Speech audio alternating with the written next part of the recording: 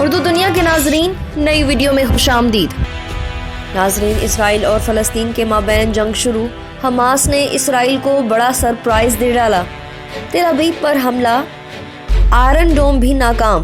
نفتالی Bennet کے ہاتھ پاؤں پھول گئے۔ آخر حماس اتنا طاقتور کیسے ہو گیا؟ صہیونی حکومت کی راتوں کی نیندیں حرام ہو گئیں۔ بدلے کی آگ نے اسرائیلی فورسز کو پیچھے نہ رہنے دیا۔ غزہ کی پٹی پر صہیونی ہیلی کاپٹر سے میزائلوں کی بارش بھی حماس کا کچھ نہ بگاڑ سکی۔ حماس کے سرپرائز سے دنیا بھی پریشان ہو گئی۔ کیا ترکی نے اسرائیل پر حملے میں مدد کی؟ حماس کی طاقت کے پیچھے کون؟ ویڈیو کے آخر میں یہ بھی بتائیں گے کہ حماس کی جانب سے اسرائیل کو کیا پیغام بھجوایا گیا ہے کہ جس کے بعد صہیونیوں کا سکون غارت ہو چکا ہے۔ حقائق جاننے کے لیے ویڈیو کو اینڈ تک لازمی دیکھیں۔ ناظرین، ویڈیو میں آگے بڑھنے سے پہلے آپ سے بھرپور گزارش ہے کہ ویڈیو کے بارے میں آپ کی جو بھی رائے ہو وہ ہمیں کمنٹ کے ذریعے آگاہ ضرور کیا کریں، اور اگر آپ نے ہمارا چینل اردو دنیا ابھی تک سبسکرائب نہیں کیا تو جلدی سے سبسکرائب کریں، گھنٹی کے بٹن کو بھی لازمی دیں۔ ناظرین، نیا سال کیا شروع ہوا؟ دنیا میں ایک اور بڑی جنگ کا آغاز ہو گیا۔ یہ جنگ ہے صہیونی ریاست اسرائیل اور فلسطین کے درمیان۔ کئی دہائیوں سے جاری اس جنگ میں گزشتہ دنوں شدت تب آئی جب حماس کی جانب سے نیو ایئر نائٹ کی شب اسرائیل پر میزائل داغے گئے۔ ویسے تو ان راکٹ سے کوئی جانی نقصان نہیں ہوا، لیکن یہ راکٹ ایسے ہی نہیں داغے گئے۔ ان حملوں کے پیچھے ایک چھپا ہوا پیغام تھا جو تل ابیب کو پہنچا دیا گیا ہے۔ اس حملے کے بعد اسرائیل تلملا گیا اور اس نے غزہ کی پٹی پر واقع حماس کے ہیڈ کوارٹرز پر میزائلوں کی بارش کر دی۔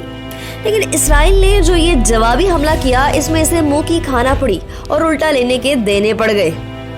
ہوا کچھ یوں کہ اسرائیلی ہیلی کاپٹر پر فلسطین سے میزائل یا راکٹ داغے گئے۔ حالانکہ اس حملے میں بھی اسرائیلی ہیلی کاپٹر کو کوئی نقصان نہیں پہنچا، لیکن اسرائیلیوں کو ایک ساتھ 2 پیغام پہنچ چکے ہیں۔ ان حملوں کے پیچھے کیا مقاصد تھے اور ترکی کا ان سب سے کیا لینا دینا ہے؟ اسرائیلی وزیر خارجہ نے ترکی سے کیوں احتجاج کیا؟ یہ سب کچھ ہم آج کی ویڈیو میں ڈسکس کرنے والے ہیں۔ ناظرین، سب سے پہلے ہم آپ کو بتاتے ہیں کہ نیو ایئر نائٹ پر جب پوری دنیا جشن منانے میں مصروف تھی، اس وقت حماس نے اپنے زور بازو اسرائیل پر حملہ کیا۔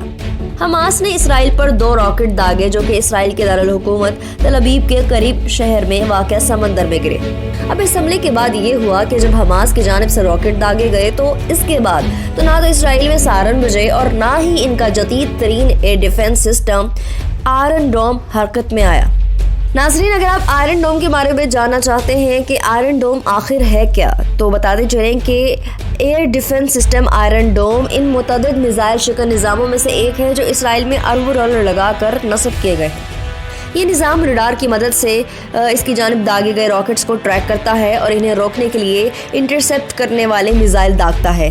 ناظرین، یہ ٹیکنالوجی ان راکٹوں میں تفریق کرتی ہے جو کہ زیادہ آبادی والے علاقے کو ہدف بنا رہے ہیں یا پھر جو اپنے ہدف پر نہیں پہنچیں گے۔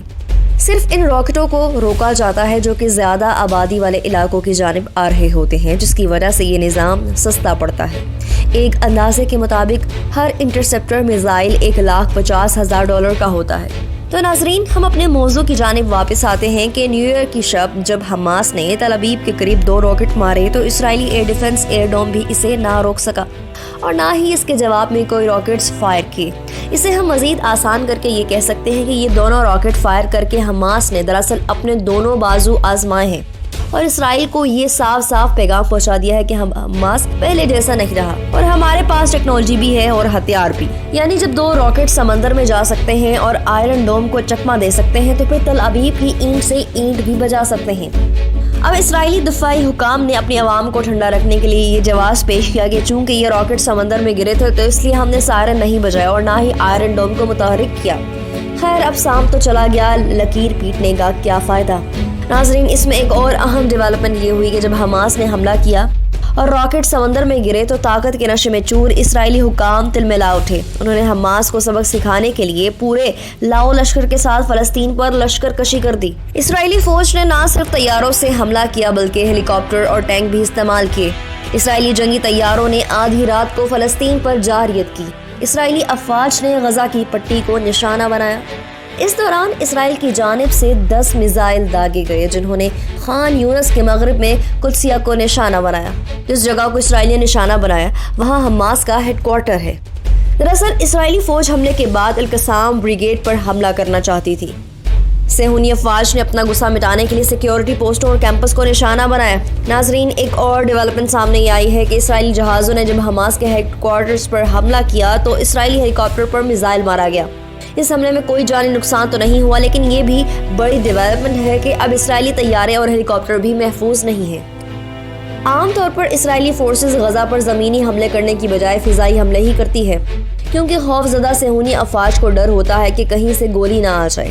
لیکن اب اس حملے کے بعد تل ابیب کو پیغام پہنچایا جا چکا ہے کہ اسرائیلی کاپٹرز اور طیارے بھی اب محفوظ نہیں رہے، لہٰذا ریڈ لائن کراس کرنے کی جرت نہ کرنا، کیونکہ حماس باقی عرب ممالک کے حکمرانوں کی طرح چوڑیاں پہن کر نہیں بیٹھا، ان میں اب بھی غیرت باقی ہے۔ ناظرین، اب آپ کو یہاں بتاتے چلیں کہ اسرائیلی ہیلی کاپٹر کو حماس کے جوانوں نے کیسے نشانہ بنایا، کیونکہ ان کے پاس کوئی ایئر ڈیفنس سسٹم تو ہے نہیں، پھر یہ سب کیسے ہوا؟